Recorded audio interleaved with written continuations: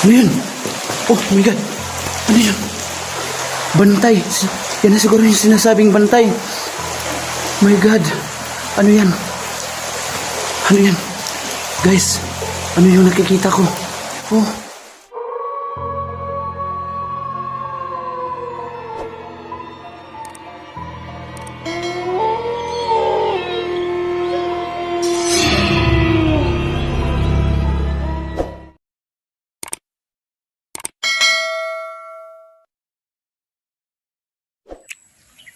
Hello guys, magandang araw. Ito po si Yuki Creepy TV. Andito po ako ngayon, papuntang Cuiba. At anin natin yon. Solo exploration po tong ginagawa ko. Wala akong kasama sa araw na ito, araw ng linggo. Guys,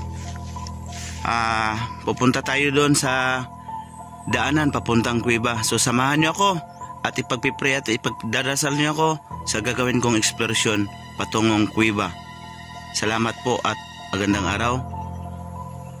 Samahan niyo ako sa biyaheng Cuiba. Ayun guys, punta tayo doon sa ito yung daanan papuntang Cuiba. So please guys, subscribe my channel, and of course mga kasamahan ko, Team C Club, lalong lalo na din sa Father and Sons na yung channel na tumutulong sa akin. So guys, samahan niyo ako sa araw na to. Punta tayo dun, bibilis na natin yung lakad kasi tanghali na tanghaling tapat na, araw ng linggo. So talagang may balita raw dito na may mga elementong nagpapakita sa Cuiba na yun. So solo exploration to. Medyo maputik to yung dara natin guys. So doon tayo, banda sa baba yun.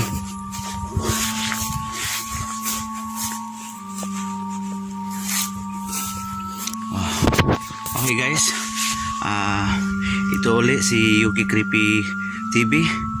At ang daan patungong Cuiba andun. So let's go guys.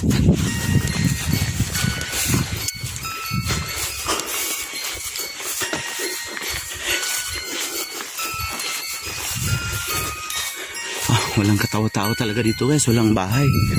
So ako lang yung mag-isang dito, naglalakad. So yun yung dinaanan natin doon banda.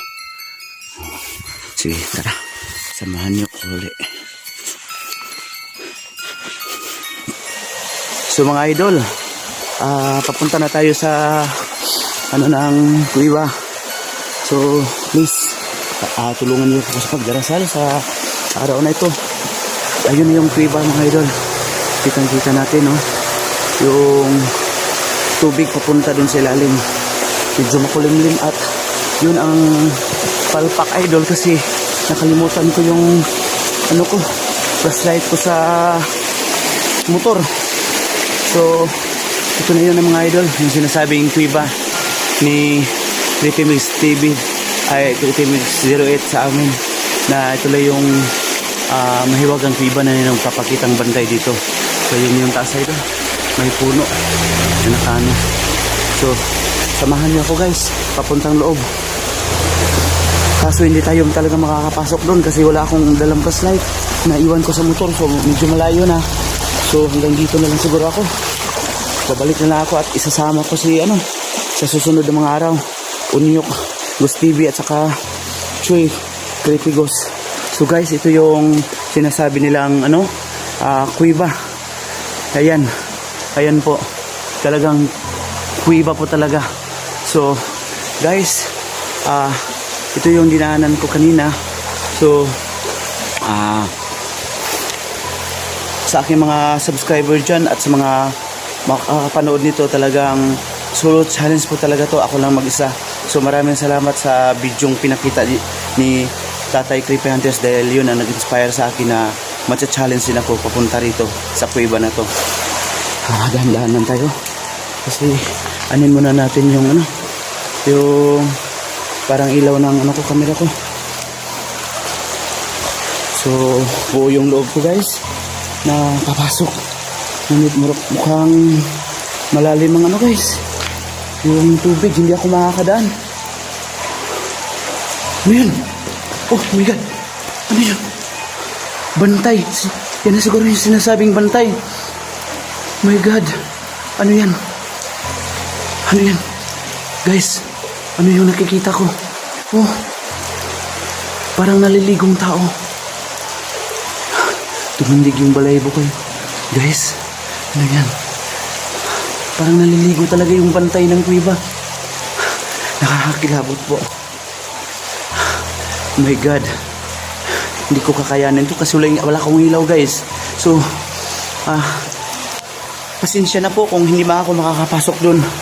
Tingnan natin ulit kung andyan pa ba yung tagabantay ng kuweba. Sinasabi nila. Ayun pa rin guys. Hindi pa rin nawawala siya. So guys, nawala yung naliligo. So, anin muna natin sa unahan. Dandahan lang tayo. Hindi ko talaga makita doon guys. Kasi napaka dilim. So, guys, pasensya na po. Hindi ako hindi talaga ako nakadala ng flashlight.